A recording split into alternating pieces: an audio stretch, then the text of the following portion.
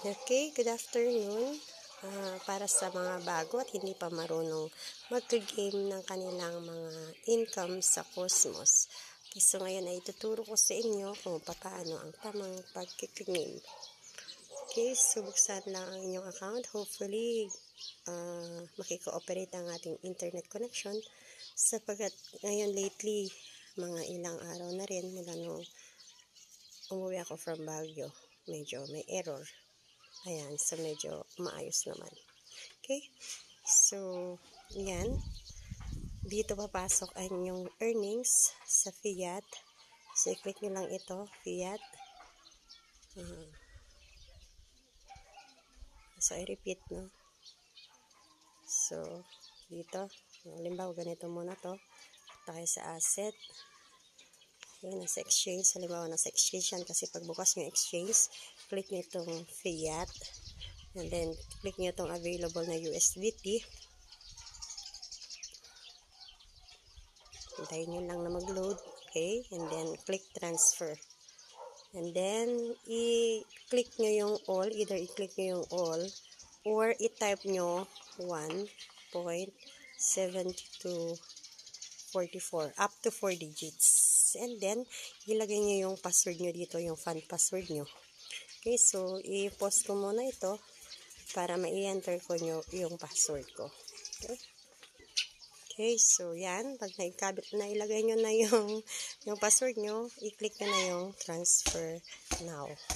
Then, yan ay nakapunta na sa inyong exchange wallet or asset nyo sa may exchange. As you can see, meron akong 166.78 na available. Okay, so diretsuhin natin. Pagka-claim nyo ng earnings nyo na inilagay nyo sa pool, ilagay nyo ngayon yan sa ating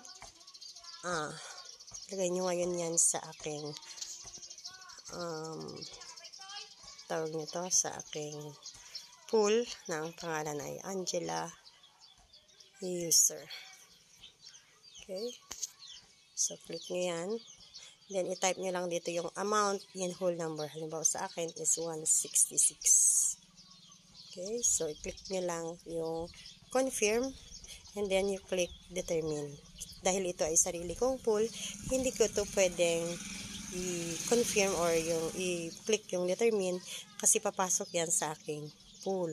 May dadagdag siya sa principal amount. So, hindi ko yan ipipindot sa determine. Pero kayo, kailangan yung pindutin yung determine. Okay? So, yun po. Ulitin ko. Pagkatapos yung ma-claim, saan nga ba ulit tayo mag-claim?